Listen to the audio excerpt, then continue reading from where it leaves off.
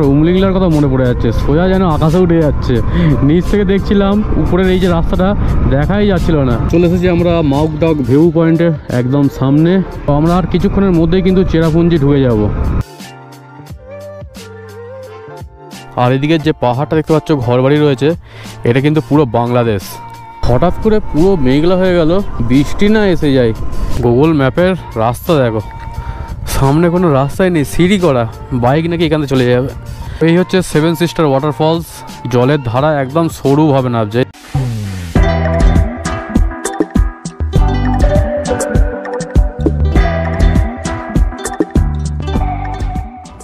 মেঘালয় সিরিজের আরও একটা নতুন পর্বে তোমাদের সকলকে স্বাগত জানাই। তোমরা এর আগের ভিডিওতে দেখেছিলে আমরা লাইটলুম ক্যানিয়ন ঘোরা কমপ্লিট করেছিলাম।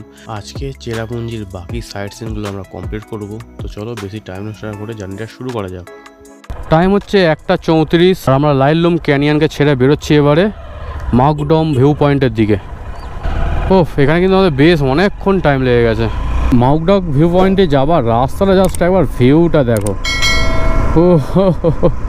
এখানে সব ধান চাষ করেছে পাহাড়কে কেটে কেটে। আরে বাপ রে বাপ, আবার খাড়াই রাস্তা।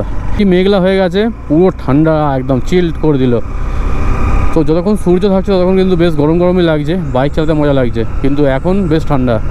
মেঘালয়ের পাহাড়গুলো কিন্তু সম্পূর্ণ একটা অন্য রকম। প্রতিটা পাথরের গায়ে শ্যাওলা পড়ে আছে, যেহেতু বৃষ্টি হয় এখানে সারা বছরই প্রায়।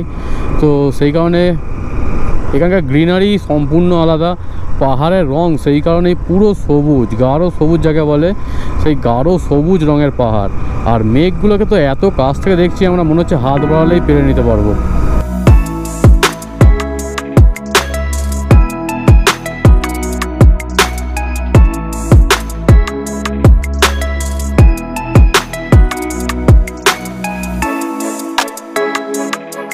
তোমরা যারা মেঘালয়, চেরাপুঞ্জি, ডাউকি এই সমস্ত জায়গাগুলো ঘুরতে চাও, তারা কিন্তু কলকাতা থেকে গুয়াহাটির জন্য প্রচুর ট্রেন পেয়ে যাবে, বা বাসে করেও তোমরা আসতে পারো। গুয়াহাটি স্টেশন থেকে তোমরা শিলংয়ে আসার কিন্তু অনেক শেয়ার গাড়ি বা প্রাইভেট ট্যাক্সিও পেয়ে যাবে।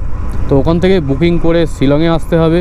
শিলংয়ে আসার পর আবার গাড়ি বুক করে তোমাদের সব সাইট সিন ঘুরতে হবে। একটা সাইট সিনের খরচা কিন্তু এখানে বেশ অনেকটা করেই, মানে আমি দেখলাম 4-6টা সাইট সিন ঘোরা হবে 4000-5000 টাকা করে। যেদিকে তাকাবো শুধু পাইন গাছের জঙ্গল, সূর্যের আলো মাটিতে পড়া মুশকিল হয়ে গেছে জঙ্গলে। যাই হোক, 2:15 বাজে, এখনও মাউকডগ ভিউ পয়েন্ট 5.5 কিলোমিটার বাকি আছে, যেতে টাইম লাগবে দেখা যাচ্ছে 10 মিনিট।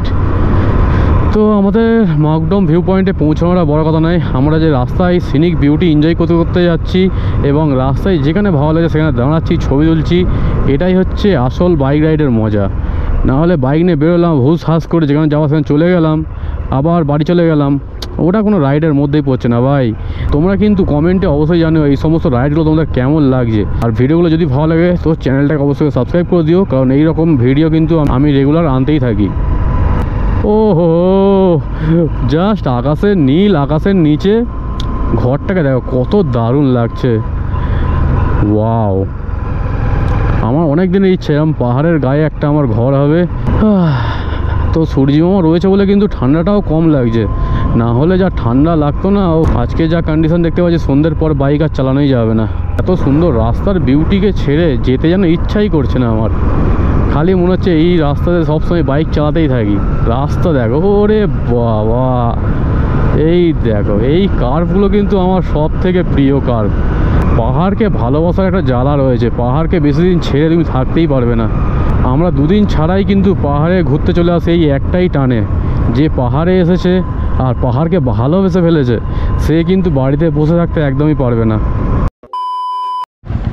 তো চলে এসেছি আমরা মাউকডগ ভিউ পয়েন্টের একদম সামনে। এই হচ্ছে মাউকডগ ভিউ পয়েন্ট।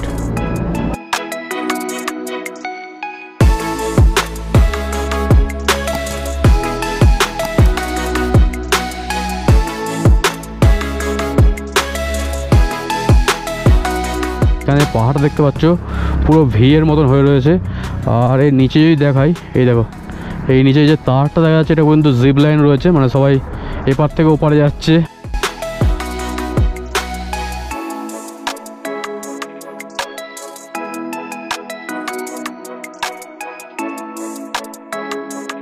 এখানে একজন জিপ লাইন করে সবেমাত্র ওপার থেকে এপারে এলো।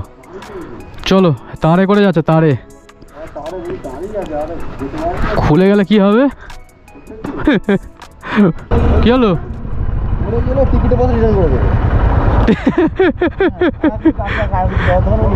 300 টাকা না 100 টাকা টিকিট মনে? এখানে 300 টাকা টিকিট। তো আমরা এখান থেকে বেরিয়ে যাচ্ছি এবারে। এখান থেকে ওয়াকাওয়া ফলস যাব, 16 কিলোমিটার ডিস্টেন্স রয়েছে। এই জায়গাটা কিন্তু বেশ সুন্দর একটা জায়গা। এরকম রাস্তার ধার দিয়ে সব ভুট্টা টুট্টা সব বিক্রি হচ্ছে। এখান থেকে সোহারার ডিস্টেন্স হচ্ছে আর মাত্র 20 কিলোমিটার। তো আমরা আর কিছুক্ষণের মধ্যেই কিন্তু চেরাপুঞ্জি ঢুকে যাব। আজকে ইচ্ছে ছিল চেরাপুঞ্জি যদি তাড়াতাড়ি কমপ্লিট করতে পারতাম তাহলে আমরা অন্য সাইট সিনের দিকেও বেরিয়ে যাব, কিন্তু মনে হচ্ছে না টাইম দেখে যে আজকে চেরাপুঞ্জি ঘোরা কমপ্লিট করতে পারবো, কারণ এখনও পর্যন্ত 7 সিস্টার ওয়াটারফলস দেখা কিন্তু বাকি রয়েছে, যেটা আমার একটা উইশ লিস্টের মধ্যে ছিল। 7 সিস্টার ওয়াটারফলসটা দেখতে খুবই সুন্দর, ছবি দেখেছি আমি, আজকে নিজে যাচ্ছি। তো দেখা যাক আমরা ওয়াটারফলস দেখতে পাই কি না, কারণ বেশিরভাগ লোকের মুখেই শুনেছি যে 7 সিস্টার ওয়াটারফলস নাকি মেঘে বেশিরভাগ টাইমে ঢাকা থাকে। দেখা যাক আমাদের ভাগ্যটা কিরম থাকে, ভালো না খারাপ। আমরা কিন্তু টোটাল মেঘালয়কেই ঘুরে দেখবো আজকে কতটা করতে পারবো জানি না। যদি না পারি তাহলে গতকালকে আমরা আবার সাইট সিন করতে বেরোবো। তো একটা নাইট কিন্তু আমাদের আরও স্টে করতে হবে, যেহেতু হোটেল খরচা এখানে অনেকই বেশি, সেই কারণে একটু বাজেটের চাপ হয়ে যাচ্ছে যদিও। তো কিছু করার নেই, এত দূরে এসেছি যেখানে সামান্য টাকার জন্য এইগুলো না ঘুরে দেখলে কিন্তু পরবর্তীকালে আবার কবে আসবো না আসবো তার কোনো ঠিক নেই। সেই কারণে আমি যেখানেই যাই সেখানকার সমস্ত জিনিস কিন্তু ঘুরে দেখাই, এবং তোমরাও যাতে সমস্ত জিনিস ঘুরে দেখতে পারবে সবথেকে কম বাজেটের মধ্যে, সেই চেষ্টাই আমি করে থাকি। এখান থেকেও ভিউটা কিন্তু দারুণ। আমরা এখন একটা পাহাড়ে রয়েছি আর আমাদের লেফট সাইডে আরও একটা পাহাড় পুরো দাঁড়িয়ে রয়েছে, আর মিডলে পুরো খাই, মানে নিচ দিয়ে একদম নিচ দিয়ে নদী চলেছে সরুভাবে, নিচেও ঘর বাড়ি রয়েছে প্রচুর। আর এই রাস্তার ধারে ধারে কিন্তু এরকম মোমো টোমোর দোকান কিন্তু তোমরা হামেশাই পেয়েই যাবে।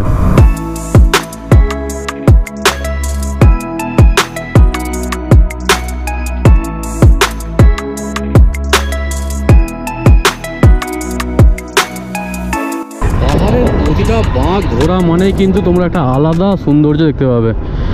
এখানকার ভিউটা দেখো, ওয়াও, চোখ সরানো যাচ্ছে না ভাই, পুরো সবুজ, ডিপ সবুজ হয়ে রয়েছে। সব থেকে বেশি ভালো লাগে এরকম সবুজ পাহাড় দেখতে, কারণ সবুজ কালারটা আমাদের চোখের পক্ষেও সুইটেবল, যার জন্য দেখতে কিন্তু বেশ দারুণ লাগছে। তো চেরাপুঞ্জি যাওয়ার এই সমস্ত রাস্তাগুলো কিন্তু বেশ মন কেড়ে নিচ্ছে আমার। যেরকম সুন্দর কার্ভ রয়েছে সেরকমই সুন্দর রাস্তা। কার্ভ থাকলে শুধু হবে না, রাস্তা যদি কন্ডিশন খারাপ থাকতো তাহলে কিন্তু বাইক চালানো ভীষণ চাপের ব্যাপার, কারণ এই সমস্ত রাস্তায় পাথরের ভাগটাই বেশি থাকে। সোহারা 13 কিলোমিটার দেখাচ্ছে, আর এখান থেকে আর 8 কিলোমিটার ডিস্টেন্স বাকি আছে ওয়াকাওয়া ফলসের। এই রাস্তাটা বেশ চওড়াই রয়েছে, যার জন্য গাড়ির জাম টাম সেরকম একটা নেই, ফাঁকা ফাঁকাই রাস্তা রয়েছে। আমার উমলিংলার কথা মনে পড়ে যাচ্ছে, সোজা যেন আকাশে উঠে যাচ্ছে। নিচ থেকে দেখছিলাম উপরের এই যে রাস্তাটা দেখাই যাচ্ছিল না। আর উমলিংলাতেও কিন্তু সেম জিনিস, মানে যখন উঠবে তোমরা মনে হবে যে সোজা রাস্তা গিয়ে আকাশে শেষ হচ্ছে। আমি যেরকম পাহাড়কে ভালোবাসি, আমাদের এই 125 সিসির ছোটো ভাইও কিন্তু পাহাড়কে খুব ভালোবাসে। পাহাড়ে এলে এর পারফরমেন্স নিয়ে কোনো রকম কমপ্লেন করার জায়গাই দেয় না। তো আমরা কিন্তু আজকে 125 সিসির বাইক নিয়ে মেঘালয় ঘুরছি। ভাবলেও অবাক লাগে, অনেকে বলে 125 সিসির বাইক মানে হচ্ছে কম্পিউটার সেগমেন্টের বাইক, ওই বাইক নিয়ে লং রাইড করা যায় না।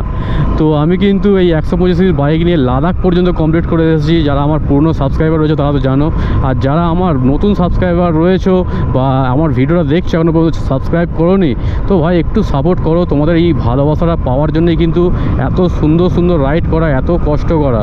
আচ্ছা আসছে, আমরা কিন্তু ঘুরে ঘুরে ওই দিকেই যাব, মানে সামনে থেকে ইউটার্ন নিয়ে, এই তো ইউটার্ন নিয়ে আবার এই দিকেই যেতে হবে। পাহাড়ি রাস্তার এটাই একটা মজা, তুমি এপার থেকে রাস্তার ওপার দেখতে পাবে যে রাস্তায় যাওয়ার হবে। আমি এখানে এসে শেষ দেখাচ্ছে, কিন্তু এখানে কোনো ফলসই তো দেখতে পাচ্ছি না। এখানে কয়েকটা গুহা দেখা যাচ্ছে আবার। চলো আগের দিকে যাই, যদি সামনে থেকে দেখা যায় তো দেখা যেতে পারে। একটা ফলস আছে দেখাচ্ছে এখানে, ফলস ওয়াটার ফলস, এইখানে ওয়াকাওয়া ফলস।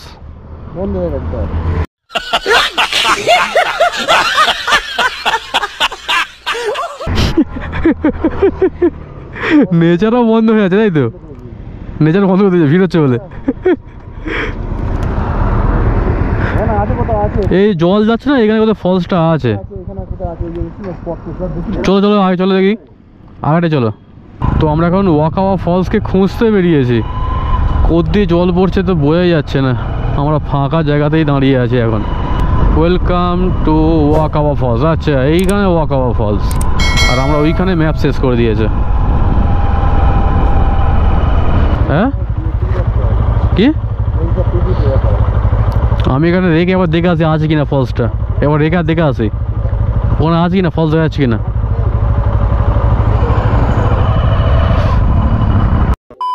তো আমরা ওয়াকাওয়া ফলসের এখানে এসেছিলাম, কিন্তু অনেকটা নিচে যেতে হবে, যার কারণে আমরা যাচ্ছি না ওখানে, কারণ শরীরের কন্ডিশন অত আর হাঁটার কন্ডিশন নেই আমার। এই হচ্ছে বাংলাদেশ, ওই তো ওটা যেটা আছে ওটা বাংলাদেশ।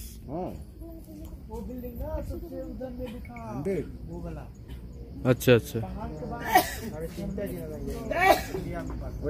এখান থেকে তোমাদের বাংলাদেশকে দেখালাম। তো আমার যারা বাংলাদেশের সাবস্ক্রাইবার রয়েছে তাদেরকে এখান থেকে ভালোবাসা নিও। তো চলো আমরা এখান থেকে নেক্সট ডেস্টিনেশনের দিকে বেরোবো আবার। ওয়াকাওয়া ফলস হচ্ছে ওইদিকে, আর এদিকে যে পাহাড়টা দেখতে পাচ্ছ ঘরবাড়ি রয়েছে, এটা কিন্তু পুরো বাংলাদেশ।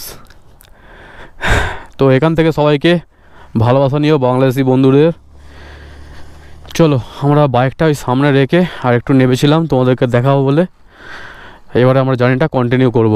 টাইম হচ্ছে 3:17 আর আমরা ওয়াকাওয়া ফলস থেকে বেরোলাম সবে মাত্র। এখনও পর্যন্ত আমাদের দুখানা সাইট সিন ঘোরা বাকি আছে এই দিকের, তারপরে আমরা বেরিয়ে যাব ডাউকির দিকে। এত দূর থেকে তোমাদেরকে বাংলাদেশ দেখালাম, তো আমরা কিন্তু বাংলাদেশের বর্ডারেও যেতে চলেছি কালকে হয়তো, কারণ আজকে তো হয়তো আর যাওয়া সম্ভব হবে না। আর আজকের জার্নিটা তোমাদের কেমন এনজয় করছো সেটা কমেন্টে জানাতে একদমই মিস করো না। আর ভিডিওটা যদি ভালো লাগে তো লাইক করো, কমেন্ট করো, চ্যানেলটাকে অবশ্যই সাবস্ক্রাইব করে দিও এই ধরনের ভিডিও সবার প্রথমে পাওয়ার জন্য। মেঘলা ওয়েদার হয়ে গেছে, ঠান্ডা কিন্তু বেশ বাড়ছে, তবে ওয়েদারটা এতটা ক্লিয়ার পেয়েছি আমার ভাগ্য ভালো, কারণ এতটা ক্লিয়ার সবসময় থাকে না চেরাপুঞ্জিতে। সোহারার ডিস্টেন্স আছে আর মাত্র 2 কিলোমিটার, আর ননকালিকাই ফলস ডিস্টেন্স বাকি রয়েছে 5.2 কিলোমিটার। তো সোহারা ছেড়ে কিন্তু আমাদের ননকালিকাই ফলসের দিকে যেতে হবে।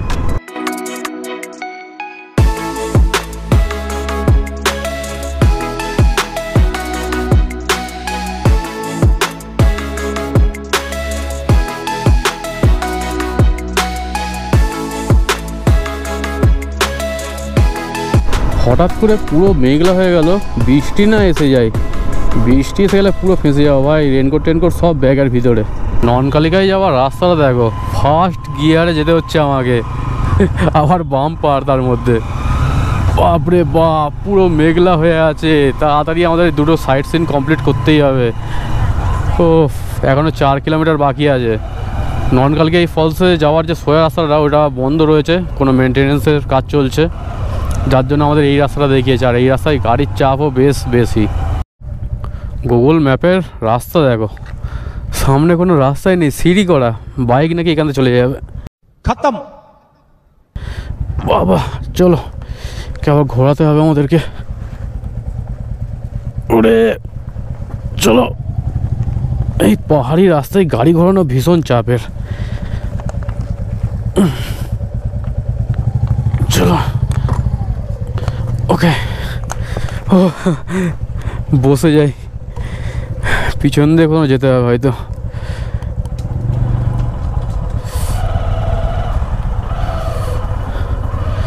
চলো চলো, কিছুক্ষণের মতো মেঘলা হলে দেখেছো, পুরো মেঘলা হয়ে গেল। এখানে কি হচ্ছে? এখানে ফুটবল খেলা, ও ফুটবল খেলা হচ্ছে, পাহাড়ের মাথায় ফুটবল খেলছে। চলো চলো, এখানে এত লোক জমা হয়ে যায়, আমি ভাবলাম যে এটা কোনো স্পট হবে হয়তো, লাস্টে দেখছি যে ফুটবল খেলা হচ্ছে এখানে। তো ননকালিকায় যাওয়ার রাস্তাটা কিন্তু বেশ সরু রাস্তা, আর সামনে যে 4 চাকাগুলো আসছে ভীষণ চাপ হয়ে যাচ্ছে। একদম সামান্য জায়গা, তার মধ্যে থেকে গাড়িকে নিয়ে যেতে হচ্ছে। আর এই নিচে নামা যাবে না, নিচে নামলে কচে পড়ে গাড়ি স্লিপ করে পড়বেই পড়বে। মায়েরা যে ঘরে ঝাঁটা ইউজ করে, সেই ঝাড়ুর ঘাস কিন্তু এইখান থেকে যায়। এই যে ঘাসগুলো দেখতে পাচ্ছ, ওই ঝাড়ুর ঘাস। আমি অনেকক্ষণ ধরে দেখলাম, দেখার পরে বুঝতে পারলাম যে এই দিয়েই কিন্তু ঝাড়ুগুলো তৈরি হয়। এদিকে তো মাঠকে মাঠ এরকম ঘাস হয়ে রয়েছে। ওয়াও, এদিকের ভিউটা কিন্তু অসম্ভব সুন্দর লাগছে। আর এটা হচ্ছে খ্রিস্টানদের কবরস্থান দেখা যাচ্ছে এখানে। তো নন কালিকাই ফলসের সামনে আবার টিকিট চাইছে। কত টিকিট? কত? 150? খুব কষ্ট যে বলো। ও 50 টাকা করে, সেটা বলো, ভয় লেগে গেছে। 50 টাকা টিকিট? হ্যাঁ, আমিও ঘুরিয়ে নিতে এক্ষুনি। कितने तेजस्वी लोग हैं हमारे पास, कितने शानदार विचार रखते हैं जी। মেঘালয় যেটা আমি দেখলাম যে সব জায়গায় কিন্তু টিকিট তোমাকে দিতেই হবে, মানে টাকা এরা যেভাবে হোক তোমাদের খিঁচে নেবে। নেচারের বিউটি ফলস সেটা দেখার জন্য আমাদের কিন্তু 50 টাকা করে দিতে হচ্ছে। কি অবস্থা! আরে বাবা, এখানে আনারস টানারস ডালচিনি সব বিক্রি হচ্ছে, আচার বিক্রি হচ্ছে, প্রচুর দোকানপাট রয়েছে। তো পৌঁছে গেছি আমরা নন কালিকাই ফলসে। আর নন কালিকাই ফলস ঢোকার জন্য এন্ট্রি ফি নিয়েছে 50 টাকা। আর এখান থেকে ফলসটা দেখা যাবে, পাপি যারা আগে গেছে, দেখা যাক কী ফলস দেখা যাচ্ছে না।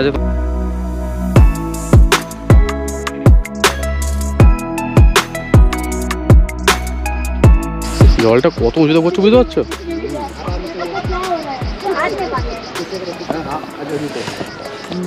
আমাদের পিছনে দেখতে পাচ্ছ রয়েছে নন কালিকাই ফলস।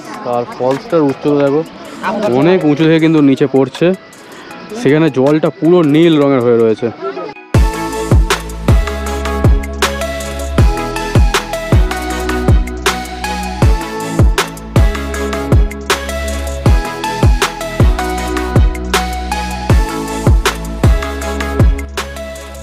তো যে কটা ওয়াটারফলস আমরা দেখেছি তার মধ্যে কিন্তু এইটা আমার বেস্ট মনে হয়েছে এখন পর্যন্ত। এরপরে আমরা 7 সিস্টার ওয়াটারফলসে যাব, তো সেইটা হয়তো এর থেকেও ভালো ভিউ আসতে পারে। তো চলো বেশি টাইম নষ্ট করে যাওয়া যাক।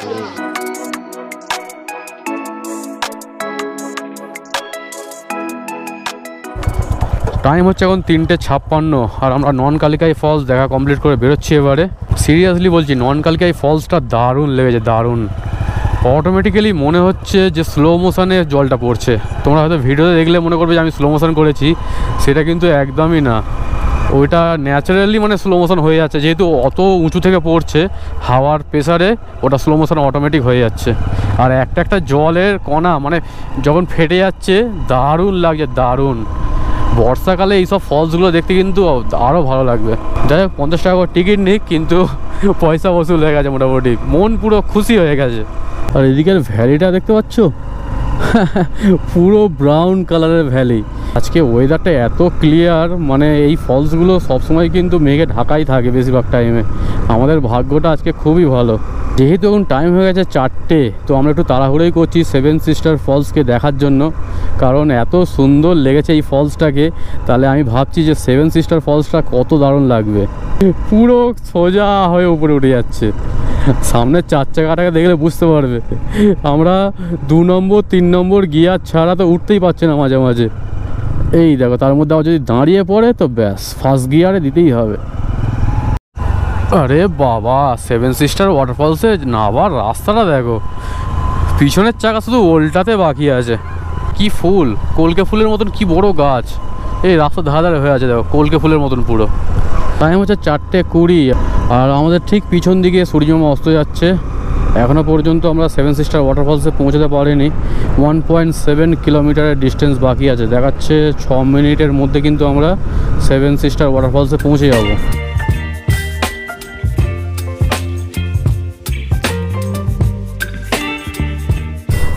আরে বাবা, বড় বড় পাথর, চাকা প্রচণ্ড স্কিড করছে।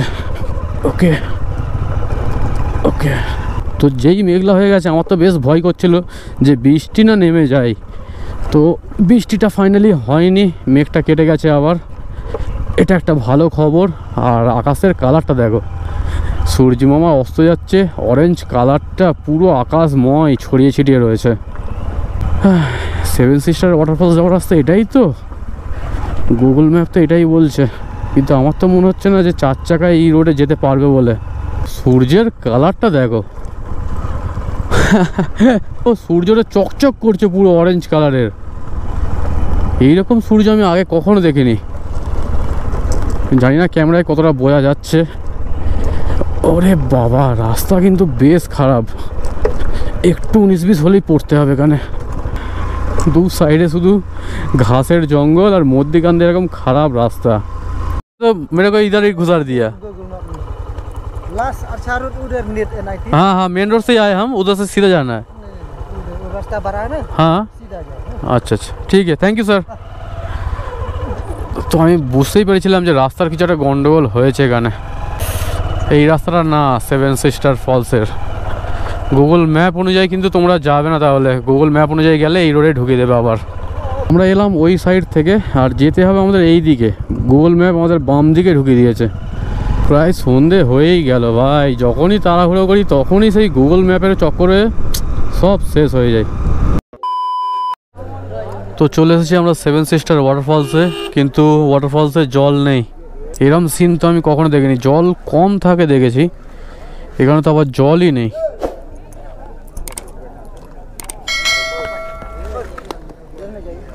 किधर अभी चले जाएंगे, एक फोटो बस खींचना है। एक सॉरी सर, इधर अलाउ नहीं है, हम सोच मिलेगा 2 मिनट के, इधर में मैं 2 मिनट के बाद एक फोटो खींच के चले जाते हैं हम। 1 मिनट भी नहीं होगा सर। ठीक है, किधर जाना है? पार्किंग में रखो उधर में सिंगबोर्ड ना, हाँ। आगे में जाइए। वो पार्किंग चार्ज है क्या? हाँ, वो कीप इट क्लीन हाँ, सिंगबोर्ड ना, हाँ। इधर में वो पार्किंग चार्ज लगता है क्या? 10 रुपया एक का। सच? इधर में अलाउ नहीं ना, इसलिए नहीं बोलेगा। ठीक है ठीक है। তো সেভেন সিস্টার ওয়াটারফলসে জলই নেই, তো পার্কিং চার্জ দিয়ে কী হবে?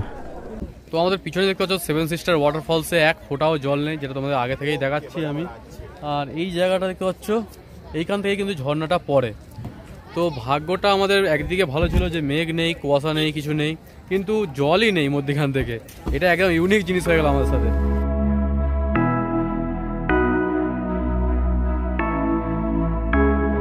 জলের ধারা একদম সরুভাবে নামছে, এই দেখো 1 2 3 তিনটে আপাতত নামছে, জল নেই বলে নামবে না। বৃষ্টি হয় না, জল হবে কোত্থেকে?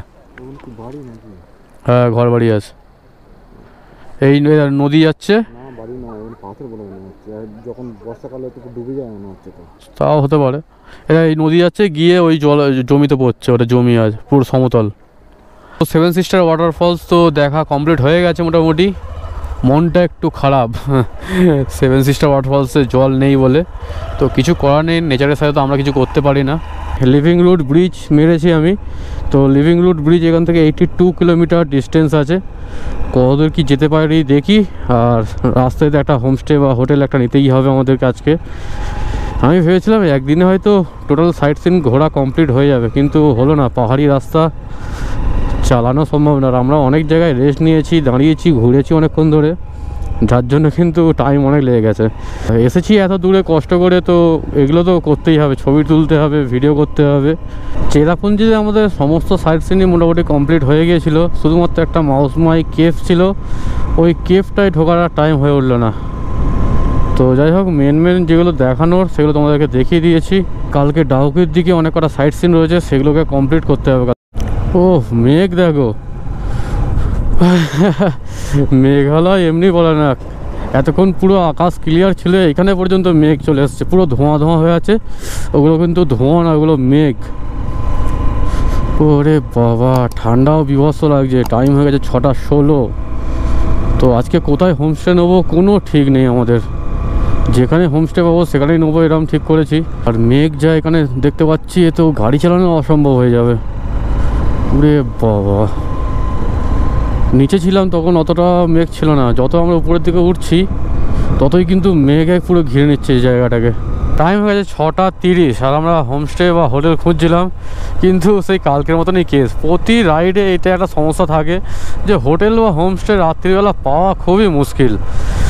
তো যাই হোক, ওই 4 চাকার দাদাটাকে জিজ্ঞেস করলাম যে হোটেল কোথায়, তো দাদাটা বললো যে চলো আমার সাথে, আমি দেখিয়ে দিচ্ছি হোটেল একটা রয়েছে এখানে। তো গিয়ে দেখি হোটেল কত কি রেট টেট বলে। আবার যদি রেট বেশি হয় তাহলে তো থাকা যাবে না, আমরা আরও আগের দিকে এগিয়ে যাব। আরে আজকে আবার হোটেল খুঁজে কোথায় জঙ্গলে ঢুকছি রে বাবা জঙ্গল দেখো, ওরে বাবা, রাস্তাও বেশ খারাপ। এখানে নাকি একটা হোটেল আছে, কোথায় হোটেল? হ্যাঁ, নিচে মনে হয়, নিচে নিচে নিচে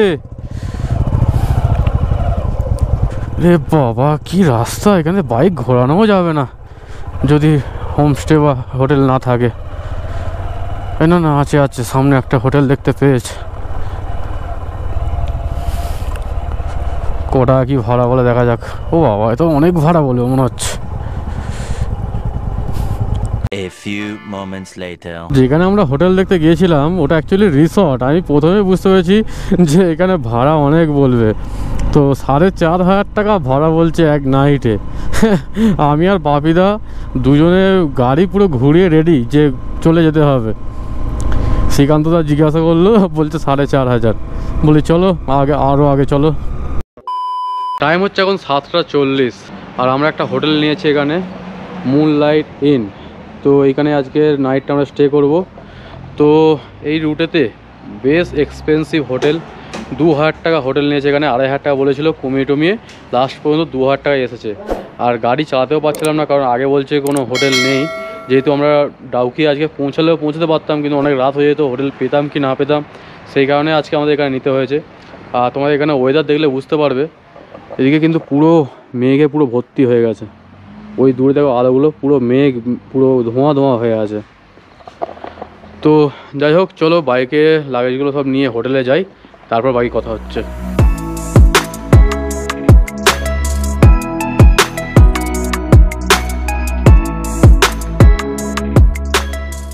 এই হচ্ছে আজকে আমাদের রুম। এরকম একটা বেড রয়েছে, কোনো স্পেস নেই, জায়গা নেই কিছু। দেখো বাপিতে দাঁড়িয়ে আছে, ওখানে পর্যন্ত কেউ দাঁড়াতে পারবে না। আর এখানে বাথরুম রয়েছে, অ্যাটাচ বাথরুমটা রয়েছে শুধু, তাই তো? এর খোলো দেখি বাথরুমটা। লাইটটা কোথায়, সুইচটা কোথায়? তো এখানে বাথরুম রয়েছে এরকম। তো এই রুমটার প্রাইস পড়েছে 2,000 টাকা শুধু নাইটের জন্য। মানে আমি বুঝতে পারছি না যে এখানে এত রেট কেন। আমি লাদাখের মতন জায়গাতে ঘুরে এসেছি যেখানে আমরা 700 টাকা 800 টাকায় রুম পেয়েছি, এর থেকে ভালো রুম পেয়েছি। তো কিছু বলার নেই আর। 2,000 টাকা রুম, আমি যা বাজেট করেছিলাম তার থেকে অনেক ওভার বাজেট। এই জন্যই হয়তো মেঘালয়ে খুব কম লোকই আসে, কারণ বাজেটের চাপ বিশাল থাকে, বিশাল। আমরা যদি খাবার নিয়ে আসি, নিজেরা করে খাই, কিন্তু এই হোটেল খরচাটা কিন্তু বেশ গায়ে লেগে যায়। 2,000 years later. টাইম হচ্ছে এখন 8:30 আর আমাদের কিন্তু হোটেলে এসে রান্না বান্না করা শুরু হয়ে গেছে। এখানে দেখো ভাত অলরেডি বসানো হয়েছে। বাবিদা এখানে আলু পেঁয়াজ সব ছাড়াচ্ছে, এখানে আদা ছাড়ানো চলছে। বাবিদা কলকাতা থেকে আদা বয়ে বয়ে নিয়ে এসেছে। কত টাকা কিলো না, 200 টাকা 250 টাকা কিলো। আর এখানে শুনছি এসে যে 80 টাকা 90 টাকা কিলো আদা, মানে এখানে সস্তা এত আদা। তো ভাবছি বাড়ি যাওয়ার সময় আদা কিনে নিয়ে যাবো, দেখা যাক কি হয়। ভাড়াটা হোটেলে হ্যাঁ, যদি হোটেলে ভাড়াটা ওটা ঠিক কথা, ঠিক কথা। মানে 2,000 টাকা আমার এখন সত্যি বলছি এত মন মেজাজ খারাপ হয়ে আছে যে বলার কথা না। 2,000 টাকা হোটেল নিতে গেলে গায়ে লাগে না বলো? এইখানে আপাতত এই সব সিচুয়েশন, চালটা সব রাখা আছে, ব্যাগ ট্যাগ সব এরকম ছড়িয়ে ছিটিয়ে পড়ে রয়েছে, কাল সকালে আবার সব প্যাক করতে হবে। আর আজকের হালাই করা হচ্ছে, এই তো হালাইকার বাবু কিছু বক্তব্য আছে তোমার? আজকে রান্না করা হবে, আমাদের সব প্রোগ্রাম করা হয়েছে রান্নার। হ্যাঁ, সবাই মিলে খাওয়া হবে। তো অন্যদিন বাপিদা করেছিল, আজকে তুমি রান্না করো, তাই তো? অন্যদিন বাপিদা করেছিল, আজকে আমি করবো, সবাই মিলে খাওয়ার জন্য। তো চলো মোটামুটি আমরা রান্না বান্না করি। 9:11 আর এই সবে মাত্র আমাদের ভাত রেডি হলো। এত ঠান্ডা, এখানে ভাত হতেও কিন্তু বেশ টাইম লাগছে। তো তরকারির জন্য এখানে সব কাটাকুটি রেডি, আলু পেঁয়াজ আদা রসুন সব কাটা রেডি হয়ে গেছে। তো আমাদের ডিম ভাজা বসানো হয়ে গেছে। ওরে বাবা, পুরো লাল লাল একদম। হ্যাঁ, এই ডিমের ঝাল হবে এখন, তাই তো? ডিম ভেজে ঝাল, বাহ। আমাদের একটা হালাই করা এখন ছুটি রয়েছে। হালাই করা কী করছে দেখো, জানলা খুলে এই ঠান্ডার মধ্যখানে বাইরে কুয়াশা পড়ছে আর বসে আছে, ওইদিকে ফোন মুখে করে দিয়ে। আর এদিকে একটা হালাই কর রান্না কিন্তু করেই চলেছে। তো রান্না কত কী হলো তোমার দেখাই একবার। এখানে কিন্তু ডিম ভাজা কমপ্লিট, ডিম পেঁয়াজ রাখা রয়েছে। আর এখানে কষাকষি চলছে এখন, তাই তো? আর মোটামুটি কতক্ষণ লাগবে? আর 10-15 মিনিট লাগবে, হয়ে যাবে না? তো শ্রীকান্তদা, তোমার আজকে রান্না করার এক্সপিরিয়েন্স একটু শেয়ার করো, কিরকম লাগছে? অনেকদিন পর রান্না করছো মনে হচ্ছে। হ্যাঁ, অনেকদিন পর রান্না করছি। বাড়িতে কি এরকম রান্না করো? বাড়িতেও মাঝে মাঝে রান্না করি। আচ্ছা, আর রান্না করেও খুব ভালো লাগছে। আজকে এখানে এসে সবাই মিলে বসে আনন্দ হচ্ছে, একটা আলাদা আনন্দ। একটা রান্না করে একটা আলাদাই হ্যাঁ। মজা লাগছে। তো টেন্ট করে রান্না করার মজাটা আলাদা, আর হোটেলের মধ্যে রান্না করার মজাটা কিন্তু সম্পূর্ণ আলাদা। কি তাই তো নাকি? টেন্টের মজাটা আরও বেশি হয়, কারণ টেন্টে সবাই একসাথে হাতে হাতে কাজ করে করে মানে টেন্ট সেট আপ থেকে শুরু করে টেন্টে যত যা যাবতীয় কাজ সেগুলো করার পরে রান্না করে খাওয়া, ওর একটা আলাদাই মজা আছে। তো যারা এখনও পর্যন্ত লাদাখ সিরিজটা দেখোনি, তারা লাদাখ সিরিজটা দেখতে পারো, তারা কিন্তু টেন্টের ওই এক্সপিরিয়েন্সটা নিতে পারবে। A few moments later. আমাদের ঝোল মোটামুটি রেডি হয়ে গেছে, ঝোলে ডিম দেওয়া চলছে। দাও ডিমটা দাও। ওরে বাবা, বাহ।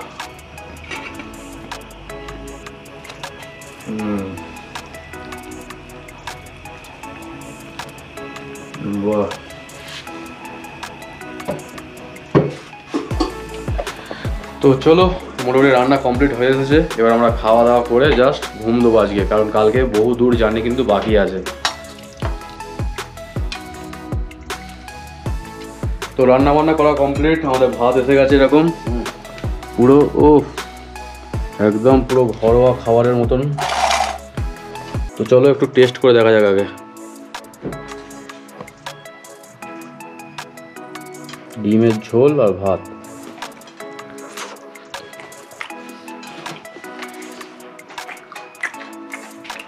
ভালোই হয়েছে, খারাপ না। তো চলো আগে খেয়ে নিই, তারপর দেখা হচ্ছে। 2000 years later. তো চলো, আমাদের মনে খাওয়া দাওয়া করা কমপ্লিট, আজ রাত্রিরে বেশ ভালো মতন খাওয়া দাওয়া হয়েছে। তো আজকে ভিডিওটা আমরা এখানে ইন করছি। ভিডিও যদি ভালো লাগে লাইক করো, কমেন্ট করো, চ্যানেলটাকে অবশ্যই সাবস্ক্রাইব করে দিও এই ধরনের ভিডিও সর্বদা পাওয়ার জন্য। দেখা হচ্ছে নেক্সট এপিসোডে খুব তাড়াতাড়ি, এবং নেক্সট এপিসোডটা কিন্তু ডাউকির উদ্দেশ্যে হতে চলেছে, তো ভিডিওটা একদমই মিস করো না।